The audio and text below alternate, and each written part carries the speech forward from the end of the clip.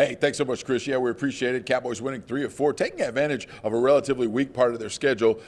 But yeah, Ed, let's start with that chatter surrounding everything defender Micah Parsons. Now, let me be completely clear here. Cowboys Executive VP Stephen Jones says he does not see a scenario where the Cowboys could trade away Micah Parsons, but a report swirling that the Cowboys have not ruled that out. Now let's go to my guy, a veteran. He's been through this a lot. What do you make of it, Ed? Well, ask Stephen Jones during training camp when they were, Dak Prescott still wasn't signed, CeeDee Lamb still wasn't signed, and Micah Parsons was going to be the third player that they had to negotiate a monster contract with. And he said to me at the time, he said, look, we think it's doable to have all three, and we're going to do it.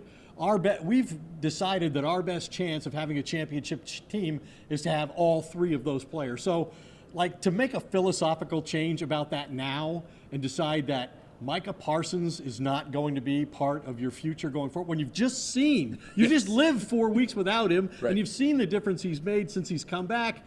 I mean, I just can't see them following through with that. It would be like Jerry deciding in the 1998 draft that we're going to prioritize character, and they miss Randy Moss as a result.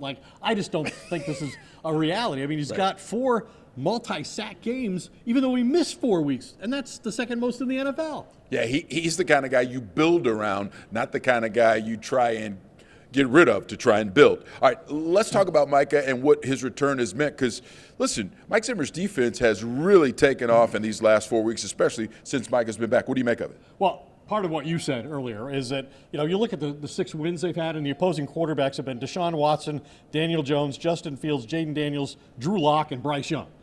And this week, Mike Zimmer just said they're playing Baker Mayfield, and he thinks he's a lot reminds him of Drew Brees. So a big step up in competition is coming for this defense. But there's no question that Micah Parsons has changed the equation. Digizua, yes. O.C. Digizua has been a prominent player in their pass rush. And Zimmer says that they've just been more in an attack mode. They've been able to create more pressure on quarterbacks, more hits on quarterbacks, and that leads to more turnovers from quarterbacks. Oh, Digizua has been looking like Humanura, though, in these last few weeks, as a matter of fact. Let's talk about Rico Dowdle before we get out of here.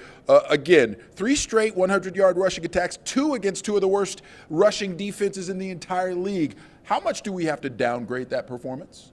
We probably shouldn't take everything away that they've achieved. They're doing it with a lot of injuries. But, yeah, I mean, Rico Dowdle leads the NFL in rushing, yards after contact, missed tackles forced, and carries of 10 or more yards over the last 3 weeks. And, Mike McCarthy loves his running style, talked about how physical he is, how durable he is, gets stronger, breaks more tackles. Defender become more reluctant late in games to tackle him. So, yeah, I think he's earned the praise that he's getting and the success he's having. And he only needs 120 yards to get to 1,000 after spending a third of the year in that running back by committee approach that works so awfully. And listen, he's a classic back. Gets better as the game goes on, and we like that. Cowboys fans, we'll see if we like what your team does Sunday night against Baker Mayfield and the Bucs. Different level of competition. Chris, back to you.